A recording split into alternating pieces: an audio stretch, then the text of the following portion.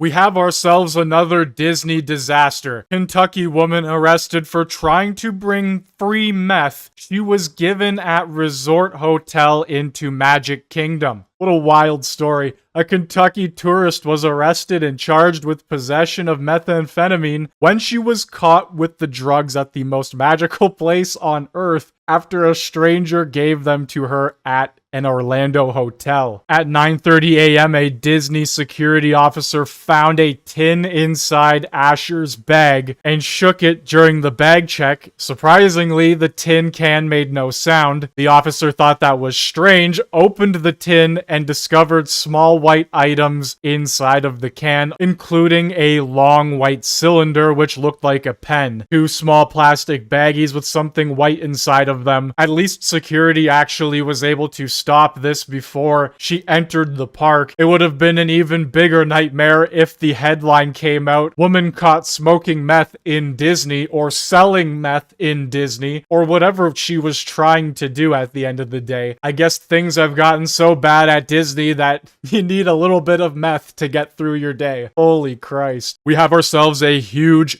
Disney disaster here. Disney World ferry boat crashes into dock amid storm, injuring dozens. The Disney ferry boat crash incident, which occurred around 11:40 p.m., involved the General Joe Potter ferry boat, one of the several vessels that shuttle visitors across the Seven Seas Lagoon between Magic Kingdom and the TTC parking areas. And this event truly raises a lot of questions. Why did they continue to run the ferries amid a severe storm? That just seems like a safety concern to begin with. And we actually have some footage of that night here. Now, I don't know if this is the specific ferry that crashed, as there are several ferries running back and forth, and I have to mute it due to copyright music.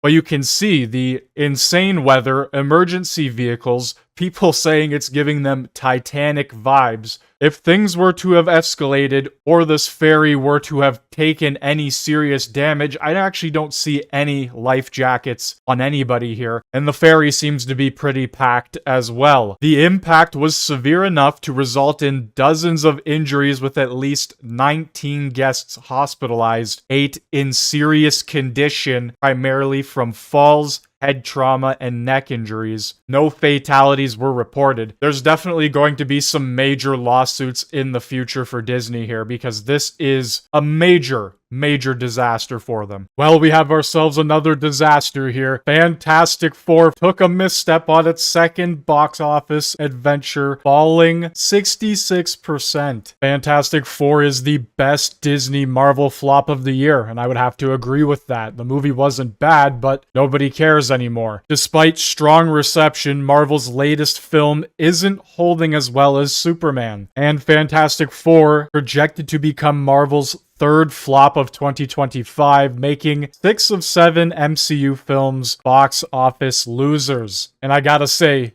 the Pedro Pascal fatigue is definitely there. People are sick and tired of him, including myself. And according to CBR, Marvel spent around $170 million just on marketing alone. The movie's budget being $200 million. The rule of thumb being that the movie needs to make 2.5 times its original budget to break even. So this brings us to a $500 million minimum. Even if it does get over that $500 million minimum, they aren't creating these blockbuster movies to only return a $10-15 million profit. They're expecting these movies to do upwards of $700-800 million. The fact that if the marketing budget is $170 million on top, this thing is going to need a lot more than $500 million to break even. Another major multi-million-dollar disaster. I would have made a video on this much sooner, but I honestly didn't know this movie had come out. Pixar had its worst bomb with Elio. Is the legendary animation studio doomed? With a production budget of $150 million, and when you multiply this budget by 2.5, you get 375, which this movie would need to break even. We're not seeing that, and it's not going to happen. On top of the fact that this movie could have had a marketing campaign anywhere from $100 million million to maybe 80. I can't see them dumping a ton of money into marketing for this movie. Like I said, I didn't even know it came out. And clearly not a lot of people went to see it as it completely bombed. It's movies like this that continue to prove how creatively bankrupt they are at Disney. This totally comes off as another major Disney disaster. Well, most of us already knew this, but now Disney has officially confirmed that Marvel's Thunderbolts is a bust. In its latest investor report, Disney cited Thunderbolts and Pixar's Elio as key reasons for the $21 million operating loss in its content sales / licensing division, a steep drop from the $254 million gain it reported during the same quarter last year. While Lilo & Stitch was also released in the quarter and performed well at the box office, making over $1 billion, it wasn't enough to offset the losses from Thunderbolts and Elio. Now, regardless if you liked Thunderbolts or not, it doesn't matter. Disney does not release movies to take a net loss at the end of the day. And officially, from the Mouse House itself, this is a major Disney disaster. We have some major breaking news. Gina Carano has settled her lawsuit with Disney over her 2021 firing from The Mandalorian. Disney's full statement regarding the settlement. The Walt Disney Company and Lucasfilm are pleased to announce that we have reached an agreement with Gina Carano to resolve the issues in her pending lawsuit against the companies. Miss Carano was always well respected by her directors, co-stars and staff,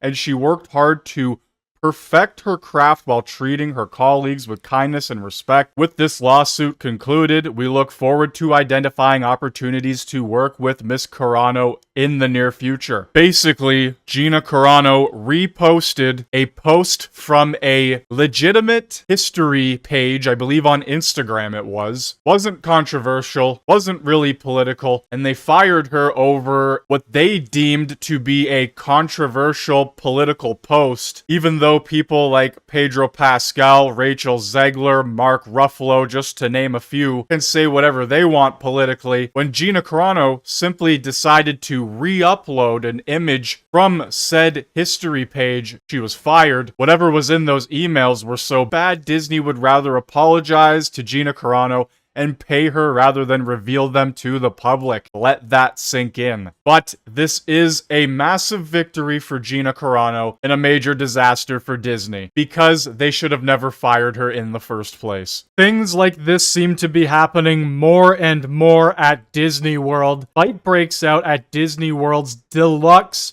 Contemporary Resort. Group brawl breaks out at Disney's Contemporary Resort. Now, from what I'm hearing, the Contemporary Resort, this hotel specifically, is not a cheap hotel. This is one of the high-ticket places to stay at Disney. So we have fights breaking out throughout the theme park, and now we even have fights breaking out in the expensive luxury resort hotels. A new viral video shows a fist fight breaking out between a group of several guests standing in Disney's Contemporary Resort, as you can see here by the pictures, having a magical time at Disney. A lot of people standing around there as the altercation breaks out. With things like this happening more often at Disney's theme parks, I really don't think I'm going to be visiting it anytime soon, and I don't want to give them my money in the first place. This truly comes off as another major Disney disaster. It truly feels like every day something absurd happens either at Disney World or Disneyland. Disney World visitors slammed for incredibly obnoxious social media fueled behavior. Takes the magic out of visiting the parks. And you might be thinking, well, it's probably just somebody recording on their phone, getting in the way of people, whatever the case may be. But it's actually much worse than that. Take a look at this guy's camera setup. He has what looks to be 2 iPhones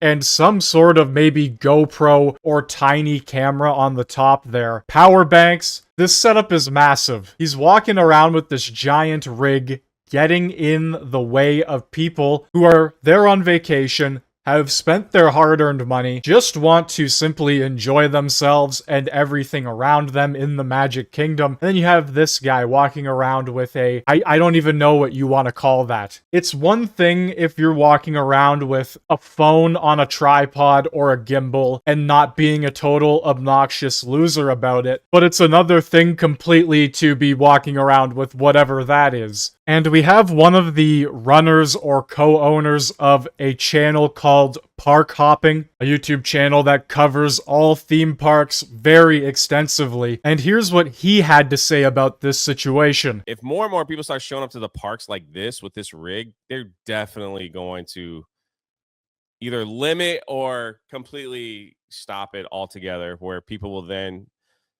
just have to watch vlogs from the park.